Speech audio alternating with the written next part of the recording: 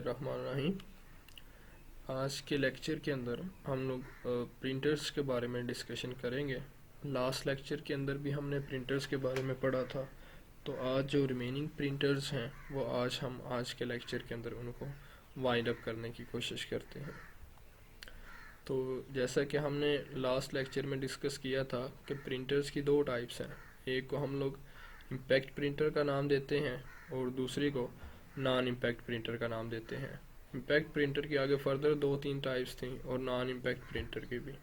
तो impact printers हमने discuss कर लिए थे, तो आज हम लोग नॉन इम्पैक्ट प्रिंटर डिस्कस करेंगे। इम्पैक्ट प्रिंटर्स के अंदर हमने डिस्कस किया था कि यहाँ पर जितनी भी प्रिंटिंग होगी वो जो हमारे प्रिंटर्स हैं वो कोई ना कोई चीज़ पेपर के ऊपर स्ट्राइक करेंगे। तो वो जब पेपर के ऊपर कोई चीज़ स्ट्राइक करेंगे वो कोई पिन्स हो सकती हैं, या डेजी व्हील प्रिंटर के अंदर जैसे हमने पेटल्स के बारे में डिस्कशन की थी, तो वो सारी चीज़ें ऊपर जब पंच होंगी पेपर के ऊपर तो कोई ना कोई करैक्टर जो है या कोई इमेज जो है वो क्रिएट होगी। तो आज हमने पढ़ना है नॉन इम्पैक्ट प्रिंटर्स। तो नॉन इम्पैक्ट प्रिंटर्स के अंदर जो प्रिंटिंग है वो बगैर किसी स्ट्राइकिंग के प्रिंट होता है। पेपर के ऊपर प्रिंटर जो हैं वो किसी किस्म की स्ट्राइकिंग नहीं करते, बल्कि यहाँ पर क्या करते हैं कि इंक को स्प्रे करते हैं पेपर के ऊपर। तो कुछ जो प्रिंटर्स हैं वो हीट के ज़रिए, कुछ जो हैं वो प्रेशर के ज़रिए जो हैं वो जो हमारी प्रिंटिंग है उसको परफॉर्म करते हैं पेपर के ऊपर। तो आज के लेक्चर के अंदर हम लोग नॉन इम्पैक्ट प्रिंटर्स के बारे में डिस्कशन करते हैं।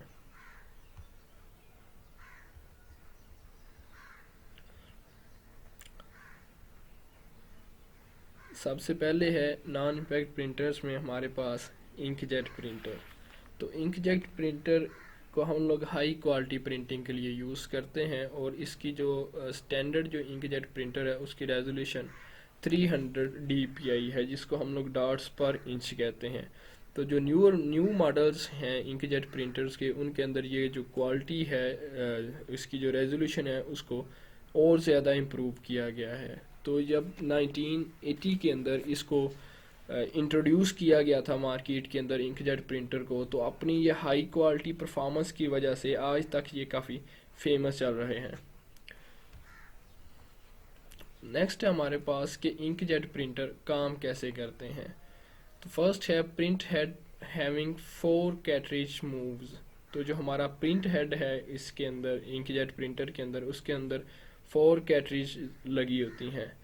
तो इंक इसके अंदर एक हमारे पास इंक ड्रॉप जनरेटर होता है। जो ड्रॉप्स हैं छोटे छोटे, जो कलर, अगर तो आपके पास कलर प्रिंटर है इंकजेट, तो उसके अंदर मल्टीपल कलर्स की कैटरिजेस मौजूद होंगी जिसके अंदर डिफरेंट कलर्स होंगे।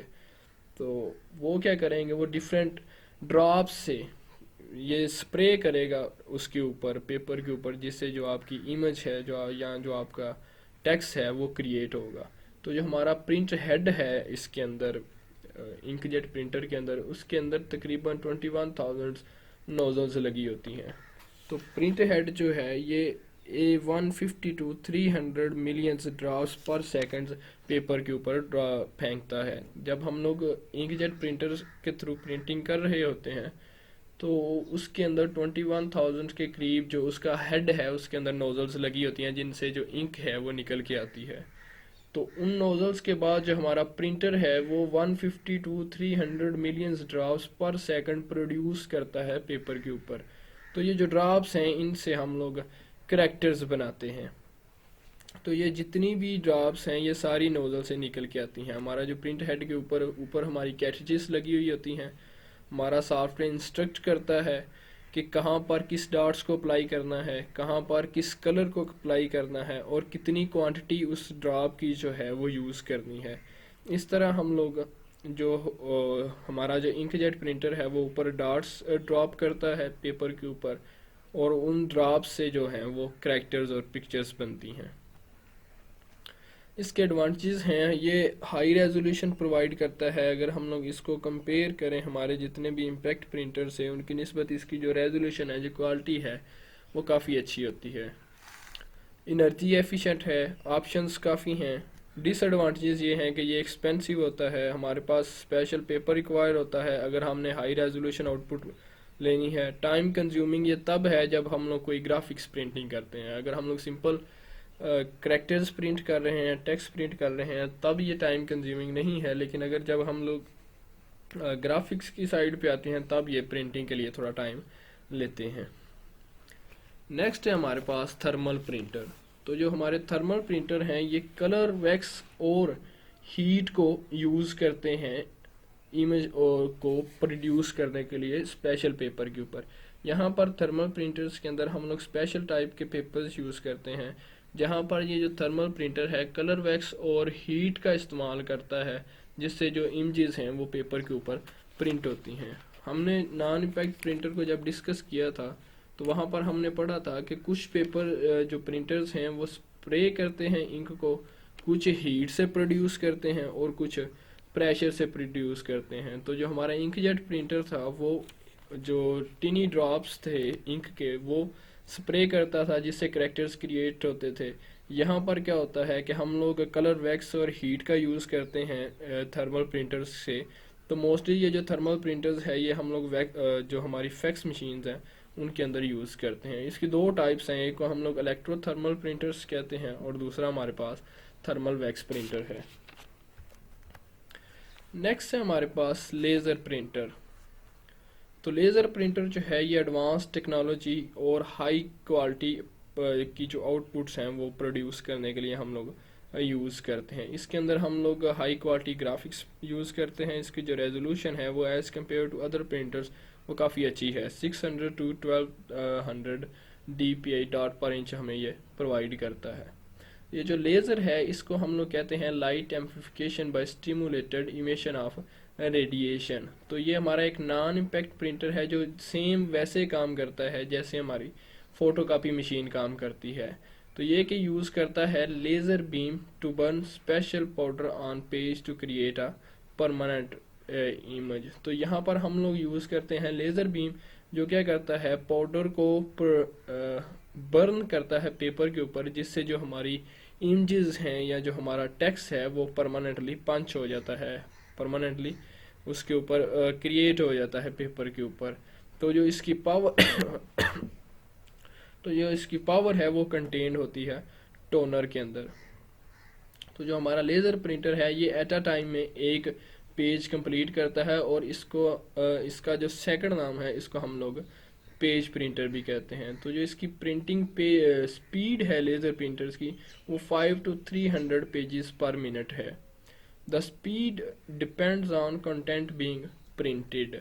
तो इसकी जो स्पीड है वो डिपेंड करती है कि आप किस तरह का जो कंटेंट हैं वो यूज़ कर रहे हैं। अगर तो आप इमेजेस क्रिएट कर रहे हैं ग्राफिक्स को, तो फिर जो है वो थोड़ा टाइम कम ज़्यादा लेगा।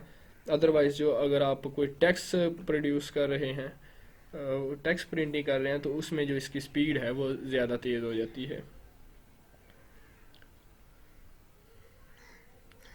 तो लेज़र प्रिंटर टेक्स्ट और ग्राफिक्स को हाई क्वालिटी रेजोल्यूशन में प्रोड्यूस करने के लिए हम लोग मोस्टली यूज़ करते हैं। तो जो टिपिकली हमारे पास लेज़र प्रिंटर है उसकी जो रेजोल्यूशन है वो 1200 dpi या इससे भी ज़्यादा होती है। मोस्टली जो पुराने हमारे पास लेज़र प्रिंटर थे वो हमने पहले भी डिस्कस किया है कि उनकी जो प्रिंटिंग रेजोल्यूशन है वो 6 to 1200 है। तो आजकल के जो इम्प्रूव्ड लेज़र प्रिंटर हैं उनकी जो है वो रेजोल्यूशन है वो 1200 से भी इंक्रीज़ की गई है। तो फिर हम लोग इसको समझने की कोशिश करते हैं कि ये जो हमारा लेज़र प्रिंटर है ये सेम काम करता है जैसे फ़ोटोकॉपी मशीन करती है। तो ये क्या करता है, इसके अंदर एक ड्रम लगा होता है और हमारे पास एक टोनर होती है। तो जितनी भी पावर है वो उस टोनर के अंदर क्रिएट होती है। तो यहाँ पर ये जो प्रिंटर है ये यूज़ करता है हीट को, लेज़र को पेपर के ऊपर परमानेंट इमेजेस को क्रिएट करने के लिए। तो हम लोग क्या करते हैं कि एक स्पेशल पाउडर के थ्रू लेज़र क्या करता है कि वो जो हमारा पेपर है उसके ऊपर वो जो इमेजेस हैं वो पंच कर देता है, या जो हमारा जितना भी टेक्स्ट है वो क्रिएट कर देता है। नेक्स्ट है हमारे पास मल्टी फंक्शन प्रिंटर्स। तो मल्टी फंक्शन प्रिंटर्स एब्रीवेशन है MFP का। इसको हम लोग कहते हैं कि ये ऑल पर्पस डिवाइस है, जो किस लिए यूज़ होती है, जो फैक्स के लिए भी यूज़ होती है, प्रिंटिंग के लिए यूज़ भी होती है। अगर हमने कोई चीज़ कॉपी करनी है हम लोग कॉपी भी कर सकते हैं, और स्कैनिंग के लिए भी यूज़ होती है। इस सिंगल प्रिंटर के अंदर हमारे पास स्कैनर भी लगा होता है। हम लोग इससे कोई अपनी यूएसबी डिवाइस अटैच करके भी प्रिंटिंग कर सकते हैं। तो हम लोग इससे मल्टीपल पर्पज़, एक ही प्रिंटर से मल्टीपल काम ले सकते हैं। पहले क्या होता था कि हमें अलग से स्कैनर लगाना पड़ता था, इंकजेट प्रिंटर अलग से लगाना पड़ता था। अब जो मल्टी फंक्शन प्रिंटर है ये हमें एक ही प्रिंटर बाय करना पड़ता है, और इसके अंदर सारी फंक्शनैलिटीज़ अवेलेबल होती हैं। हमें कोई बल्कि डिवाइसेस अलग से लगाने की ज़रूरत नहीं पड़ती।